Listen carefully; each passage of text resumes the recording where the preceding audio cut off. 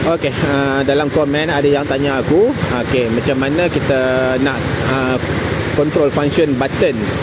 Button tarik naik, turun naik, auto windshield dengan button untuk meter. Macam mana kita nak tukar dia kan dengan button spotlight lah.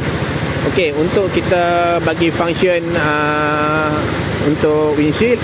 Okey, ni sekarang mode windshield lah. Nampak windshield naik. Kalau kita tekan bawah, windshield turun.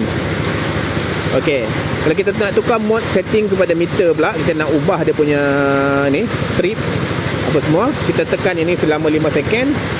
Okey, 1 2 3 4 5. Okey, sekarang ni kita tekan, nampak meter tu akan berubah lah.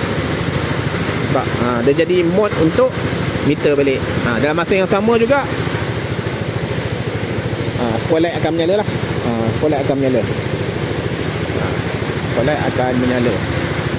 Okey, untuk kita kembali kepada mode windshield balik, okey, kita kena tekan balik selama 5 saat. 1 2 3 4 5. Okey, spotlight akan padam. Okey, dan kita kembali ke mode windshield balik. Nampak? Okay, jadi setiap kali kita nak adjust windshield, kena buatlah setup yang macam tu.